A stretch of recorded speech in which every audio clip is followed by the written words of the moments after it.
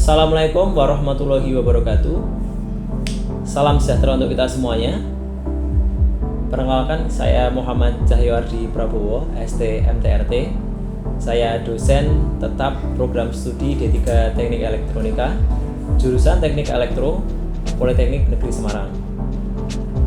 Pada kesempatan ini saya ingin membuat sebuah pernyataan diri berupa video yang menunjukkan unjuk kerja Tridharma Perguruan Tinggi yang telah saya lakukan sebagai syarat dari keikutsertaan di program sertifikasi dosen tahun 2026, khususnya pada aspek pengajaran. Pada kesempatan ini, saya akan menjelaskan secara singkat mengenai mata kuliah yang saya ampu di semester genap 2025-2026, yaitu mata kuliah instrumentasi 1 yang saya ampu di program STR Teknologi Rekayasa Elektronika. Mata kuliah ini dirancang untuk membekali mahasiswa pada pemahaman konseptual dalam merekayasa, menjalankan, dan menganalisis instrumentasi yang tepat dan dapat diterapkan pada kondisi yang relevan, baik di lingkungan maupun di industrial, yang mana tentunya harus berkorelasi dengan perkembangan era industri 4.0. Mata kuliah ini tersusun atas 2 SKS, yang mana pembagiannya adalah 2 kali 40 menit tatap muka, 40 menit penugasan terstruktur, 40 menit belajar mandiri dengan metode yaitu presentasi, kemudian ada tanya jawab, kemudian studi kasus yang kita kembangkan menggunakan konsep project based learning, dan diharapkan mahasiswa bisa berdiskusi antara satu dengan yang lain untuk menganalisis merekayasa dari suatu permasalahan yang relevan di lingkungan ataupun di industri. Mata kuliah ini terdiri dari beberapa topik. Pertama, dasar instrumentasi, kedua, elemen instrumentasi, ketiga, karakteristik statik dan dinamik, keempat, drift dan kalibrasi, kelima, ujian tengah semester, keenam, klasifikasi instrumen aktif dan pasif, ketujuh, pengkondisian dan pemrosesan sinyal, kedelapan, presentasi data, kesembilan, protokol komunikasi data, ke-10, akuisisi data dan kontrol, dan yang terakhir adalah rekayasa problem based learning. Mata kuliah ditutup dengan ujian akhir semester. Bobot penilaian mata kuliah instrumentasi yang saya berikan diantaranya: yang pertama, 50% partisipasi aktif dari mahasiswa, kemudian yang kedua 20% ujian akhir semester, yang ketiga 15% ujian tengah semester, yang keempat 10% tugas yang saya berikan kepada mahasiswa, dan yang kelima adalah 5% kuis, baik bisa berupa pretest ataupun post-test. Metode pembelajaran yang kami lakukan bersama mahasiswa pada mata kuliah instrumentasi yaitu blended learning, di mana kami mengkombinasikan antara pembelajaran secara tatap muka langsung dengan pembelajaran secara daring, yaitu menggunakan platform yang tersedia di Politeknik Negeri Semarang. Selanjutnya, saya akan menampilkan cuplikan video proses pembelajaran saya bersama mahasiswa di kelas pada pertemuan kedua dengan judul Sistem Pengukuran dan Elemen Instrumentasi. Di sesi ini, mahasiswa ditekankan untuk mempelajari elemen penyusun instrumentasi, yaitu sensor, kemudian pengkondisi sinyal, serta data presentation. Mahasiswa diminta juga untuk menghubungkan dengan studi permasalahan yang berkembang pada era teknologi saat ini. Selamat menyaksikan. Oke, Assalamualaikum warahmatullahi wabarakatuh. Waalaikumsalam warahmatullahi wabarakatuh. Selamat pagi semuanya. Perkenalkan, nama saya Muhammad Cahyoardi Prabowo, dosen mata kuliah pengampu instrumentasi 1 di program studi Sarjana Terapan Teknologi Rekayasa Elektronika semester genap tahun 2025-2026. Pada pagi hari ini saya akan menyampaikan materi teori ya, mengenai instrumentasi di Capture 2. Tetapi sebelumnya kita melakukan perkuliahan, kita berdoa dulu agar perkuliahan hari ini kita bisa berjalan dengan lancar dan bisa memberikan manfaat bagi semua. Berdoa, saya persilahkan. Berdoa cukup. Silahkan rekan-rekan atau mahasiswa bisa melakukan presensi dahulu di kolom presensi Polines. QR code sudah tampak. Silahkan bisa melakukan scan dahulu. Hadir semua ya hari ini? Baik.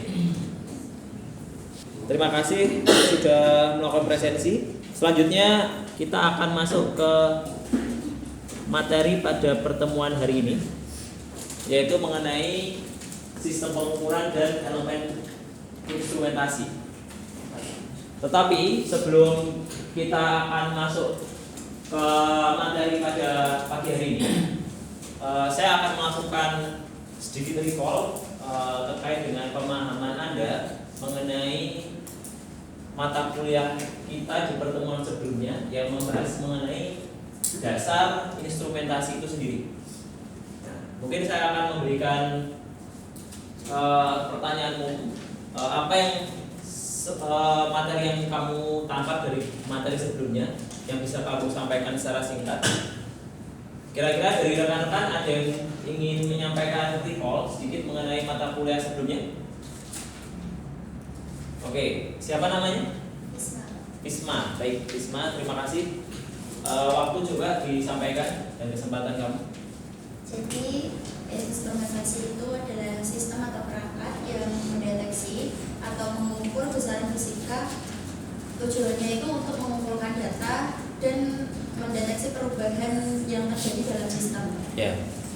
Bentuk-bentuknya itu kalau perangkat keras itu ada sensor, alat ukurnya juga ada, alat untuk pengkondisi. Terus kalau untuk sumbernya itu ada komputer untuk mengolah dan mensajikan data.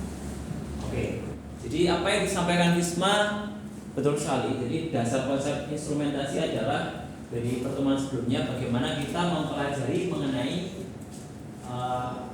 fenomena fisik ya yang ada pada lingkungan kita, yang mana fenomena-fenomena ini berkaitan dengan korelasi studi permasalahan yang mau kita kembangkan, terutama dalam konteks elektronika. Tapi kemarin kamu sudah mengetahui tujuan dari instrumentasi itu apa sendiri, sudah kita pelajari ya, sehingga kita akan masuk ke dalam materi mengenai sistem pengukuran, yang mana dalam sistem pengukuran ini instrumen itu tidak hanya konteksnya mengukur, tetapi bagaimana instrumentasi ini bisa berkorelasi dengan bagian-bagian yang lain. Nah, di sini saya akan menyampaikan mengenai capaian pembelajaran dari pertemuan hari ini. Yang pertama yaitu mahasiswa mampu memahami dan menjelaskan sistem pengukuran dalam bidang elektronika. Nah, ini penting karena dalam konteks instrumen saat ini kebanyakan teknologi yang berkembang adalah menggunakan salah satunya sensor, dan sensor itu adalah satu cakupan dari bidang keahlian yang kita pelajari. Terus yang kedua adalah mahasiswa mampu memahami dan menjelaskan elemen sistem itu sendiri atau elemen instrumentasi yang isinya ada sensor, ada sinyal pemroses, ya. Kemudian yang ketiga adalah data presentation, yang mana ketiga ini saling berkorelasi. Jadi kalau ketika menjadi sebuah sistem itu tidak berdiri sendiri, tapi menjadi satu kesatuan. Terus yang ketiga adalah mahasiswa mampu menganalisis dan merekayasa. Nah, dalam konteks ini yang menjadi poin adalah bagaimana capaian dari kurikulum yang ada di sarjana terapan adalah kita bisa melakukan analisa maupun bisa melakukan rekayasa. Rekayasa itu berarti membuat sesuatu ya, menjadi sebuah kesatuan atau sistem tadi yang bisa dikaitkan dengan permasalahan di era industrial atau era industri 4.0. Nah, ini yang penting. Jadi kita harus juga selaras dengan perkembangan zaman yang kita pelajari. Apakah ada pertanyaan? Tidak ya? Kita masuk ke slide selanjutnya. Mengenai konsep sistem pengukuran.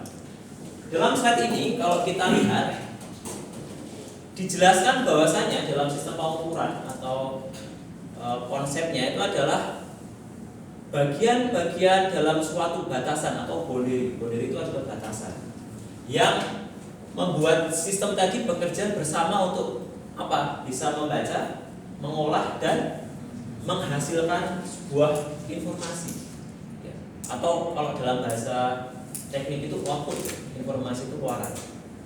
Nah, di sini kita bisa lihat gambarnya bahwasanya dalam sistem ini kalau kita analogikan sebuah lingkaran, sistem itu ada di dalam. Kemudian ini dia memproses dari perubahan input. Nah, input di sini ini yang biasanya korelasinya dengan pengukuran. Kemudian sistem itu tidak hanya berkorelasi dengan input atau sekitar, tapi dia harus menghasilkan sebuah output terhadap sebuah environment. Environment itu berarti lingkungan yang mau dia pelajari atau dia kendalikan. Sehingga dalam konsep sistem pengukuran kita perlu mengenal nanti adanya sebuah input, adanya sebuah pemroses dan adanya sebuah keluaran atau output. Kita bisa lihat di slide selanjutnya bahwasannya kaitannya sistem pengukuran yang berkembang saat ini itu ada dua, yaitu ada instrumen non elektronik dan instrumen elektronik. Kalau kita lihat sederhana, itu non elektronik itu biasanya secara harfiah, secara prinsipal itu dia tidak banyak menggunakan energi listrik atau bahkan tidak menggunakan energi listrik. Secara prinsip dia bekerja menggunakan energi mekanik. Nah, ini biasanya jenis-jenis pengukuran yang berkembang di tahun-tahun sebelumnya. Tetapi sekarang tidak semua itu sistem itu harus dibuat berdasarkan mekanik. Karena terkadang mempunyai keterbatasan terhadap apa? Terhadap lingkungan, terhadap sistem pengukurannya, datanya yang diambil, sistem penyimpanannya, sehingga berkembanglah instrumen elektronik yang mana ini menjadi topik yang akan kita bahas dalam konteks bidang keilmuan kita, di mana dia bekerja menggunakan komponen elektronik untuk mendeteksi, memproses dan menampilkan. Jadi kita akan mempelajari mengenai instrumen elektronik. Contohnya apa? Sekarang ada smartwatch, ya, di mana dia bisa melakukan pengukuran yang ada di dalam tubuh kita, misalkan. Terus di sini ada apa? Multimeter.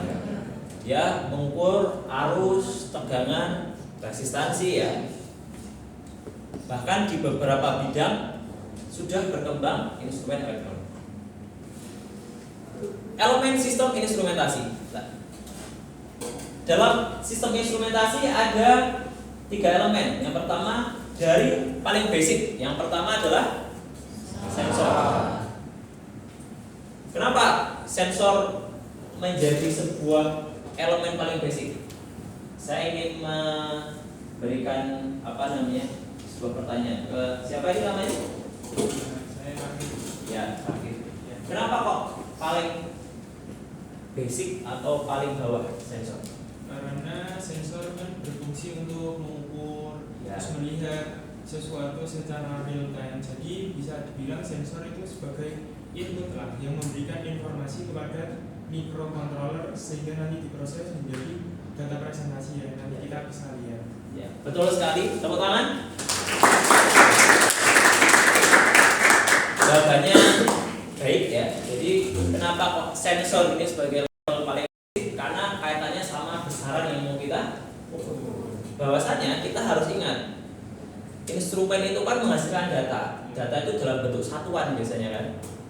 Data lagi menjadi sebuah klasifikasi ya, keputusan. Nah, dalam paling basic tadi, besaran fisik tadi, dia adalah fungsinya dari sensor tadi, membaca. Jadi di sini adalah letak dari milestone. Kemudian yang kedua adalah signal pemroses, ya, di mana biasanya sensor itu menghasilkan output tegangan yang cukup kecil, bisa milivolt. atau resistansi yang kecil. Nah, bagaimana sebuah proses ini bisa membaca? Padahal misalkan kita memiliki studi kasus, kita menggunakan microcontroller atau contohnya Arduino itu sebuah mikro ya, atau PLC yang memiliki jenis spesifikasi yang berbeda ya, itu bisa membaca dari perubahan yang milivolt. Maka di sini perlu dikondisikan atau istilahnya apa ya, disinkronkan biar sama secara logika. Kemudian yang ketiga adalah data presentation, itu menampilkan hasil dari pengolahan data yang dihasilkan oleh sensor, diproses dan bisa diinterpretasikan oleh human tadi. Nah, kira-kira ada yang pernah menggunakan sensor? Pernah? Siapa yang pernah menggunakan atau ada yang ingin menyebutkan sensor apa yang pernah digunakan? Ini namanya siapa? Zaki, Pak. Zaki. Kira-kira sensor apa yang pernah kamu gunakan? Ya mungkin LM35. LM35. Infrared. Ya. LM35 itu untuk mengolah atau mendeteksi suhu ya. Ya, betul. Terus kalau sinyal pemroses, ada yang pernah menggunakan sinyal pemrosesan? Fisman mungkin? Microcontroller ya tadi ya, atau bisa menggunakan op-amp ya, rangkaian penguat ya. Kemudian ada yang pernah menggunakan data presentation? Siapa? Ada yang mau? Siapa ini namanya? Apa contohnya? Contohnya mungkin kayak apa kalau LCD. Oh iya, LCD. Berarti kalau LCD itu serial ya? Ya, tadi itu cakupannya informasinya pendek, serial kan LCD. Betul sekali. Nah, kita akan bahas ini masing-masing nanti di dalam slide selanjutnya. Nah, kita masuk dari paling basic, sensor. Makanya sebenarnya the sensing of element. Jadi secara harfiah ada beberapa definisi yang saya kumpulkan. Yang pertama, dia adalah elemen yang bertugas melakukan kontak fisik sensor itu terhadap lingkungan. Terus yang kedua, menangkap perubahan variabel, juga bisa diartikan seperti itu. Terus yang ketiga adalah penerjemah dari bahasa alam. Contohnya suhu, ini kan alam, cahaya, kemudian tekanan dan lain-lain. Ke bahasa apa? Bahasa dalam konteks instrumentasi elektronik adalah bahasa listrik ya. Jadi konsepnya input ini adalah perubahan fisik yang terjadi. Nah, sensor ini adalah melakukan pengukuran. Menghasilkan apa? Menghasilkan sebuah output nilai tekanan. Terus main concept of sensor itu ada 3. Yang pertama adalah detection, yang kedua adalah respon, dan yang ketiga adalah konversi. Jadi 3 poin ini harus kamu pahami bahwasanya dalam konteks sensor dia akan berinteraksi langsung dengan lingkungan ketika deteksi. Ya. Kemudian akan merespon dari komponen internal. Biasanya sensor itu kecil, maka pakai komponen-komponen SMD ya. Terus yang ketiga adalah konversi, yaitu merespon fisik tadi menjadi sebuah sinyal yang dipahami oleh bagian yang lain. Bagian yang lain itu contohnya adalah mikro, karena kita membutuhkan mikro untuk mengendalikan dan melakukan akuisisi data. Dan kenapa kok komponennya tadi kecil ya? Karena kita ingin bisa mengamati perubahan sekecil mungkin dalam perubahan fisik yang terjadi. Nah, ini contohnya adalah ada gambar di mana sensor ini bekerja dari input yang ada, contohnya pressure, temperatur, flow, level. Ini semua adalah perubahan-perubahan fisik yang kemungkinan terjadi. Dan outputnya bisa berupa apa? Tekanan, ya. Yang kedua, arus, dan yang ketiga adalah resistansi.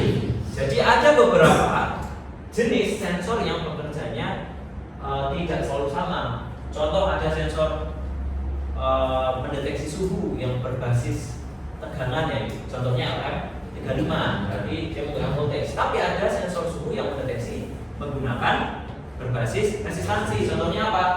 RTD misalkan ya, thermocouple, dia menggunakan resistansi atau RTC tadi. Sampai sini ada pertanyaan? Boleh? Saya Aceh Kamal. Ya. Menurut saya Pak, Kamal. mengapa output sensor dapat berupa tegangan, arus, dan resistansi? Nah, dari ketiga output sensor ini tuh ada perbedaan ya Pak di antara tiga ini. Dari ketiga output sensor tadi ya, ada perbedaan tadi. Apa yang membedakan? Oke, terima kasih. Jadi seperti ini Kamal. Dalam konteks pembacaan sensor, memang tidak semua sensor itu bekerja berdasarkan basis yang sama. Kenapa? Karena tidak, misalkan sederhananya seperti ini. Ketika kita berbicara mengenai voltage tegangan, ada kondisi di mana sensor itu bisa bekerja dengan voltage di mana environment-nya tadi mendukung. Tidak semua environment mendukung. Contohnya voltage itu sangat resistif terhadap sebuah frekuensi tegangan tinggi. Contohnya adalah panel, motor listrik besar.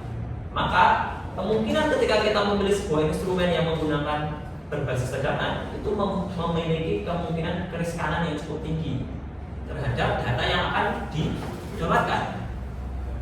Apalagi jika mana output tegangannya tidak stabil, otomatis nanti hasil dari output sensornya juga berubah.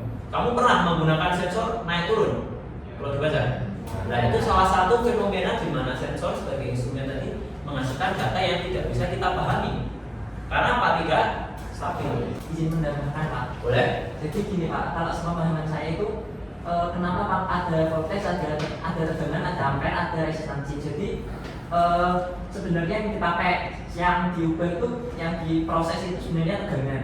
Iya. Tapi kenapa ada arus itu karena kalau misalnya kabelnya panjang atau Betul. kabelnya panjang itu kan ada resistansi. Iya. Jadi semakin panjang kabel itu dari sisi input sensor ke kontrol itu beda tegangannya. Jadi kaitannya dengan distance, jarak. Ya, jaraknya semakin panjang kabel kan resistansinya semakin panjang. Ya, semakin besar. Semakin besar. Ya. Jadi tegangannya juga beda. Nah, kalau arus itu sama di semua kabel. Jadi arusnya sama. Nah, kalau resistansi itu sebenarnya bukan output, tapi masih perubahan resistansi ya. Nanti akhirnya itu jadi tegangan. Oke.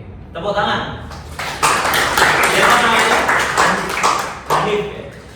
Jadi yang ditambahkan tadi menjadi semakin lebih detail ya terkait dengan kenapa applicable-nya sensor itu ada beberapa tipe output ruangan. Yang terakhir adalah sesi pembelajaran kolaboratif. Di sini saya akan meminta Anda untuk melakukan kerja sama tim kelompok. Jadi mahasiswa saya minta untuk dibagi menjadi 4 tim ya, dimana masing-masing grup nanti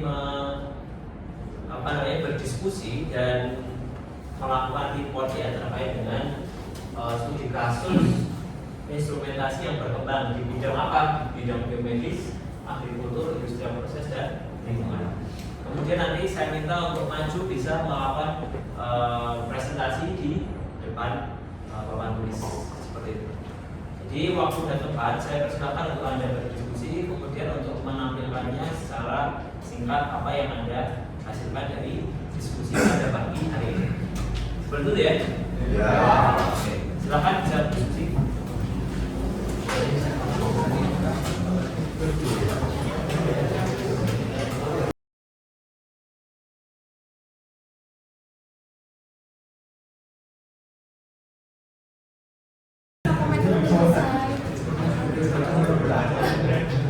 Oke, cukup. Sesi diskusinya. Kira-kira sudah selesai? Alhamdulillah ya, selesai. Saatnya untuk report ya dari hasil yang kamu dapatkan bersama diskusi kelompok. Yang pertama dari saya pilih ya, tim yang membahas mengenai agrikultur. Silakan, kelompok siapa?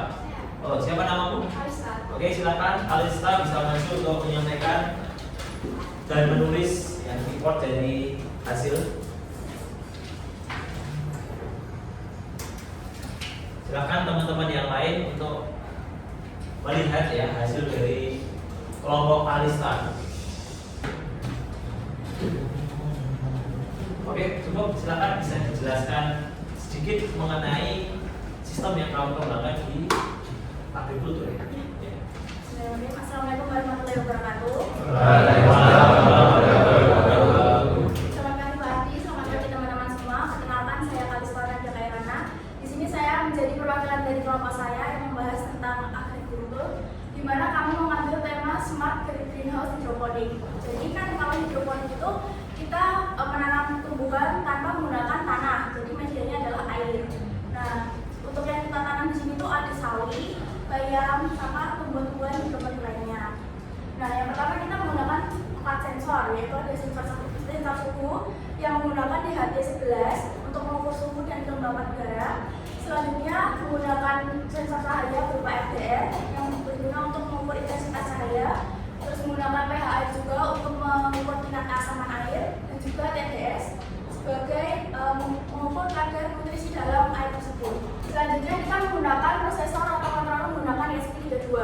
Kita memilih ESP32 karena dia lebih cepat dan juga dia bisa terintegrasi dengan Wi-Fi sehingga lebih mudah untuk dikomunikasikan. Selanjutnya kita ada outputnya yang berupa pompa air untuk mengaliri, lalu ada pompa nutrisi A atau B. Jadi ketika sensor TDS-nya ini kurang, maka dia akan mengalirkan nutrisi tersebut. Lalu ada kipas jika suhunya terlalu panas, dan juga ketika intensitas cahayanya kurang untuk fotosintesis.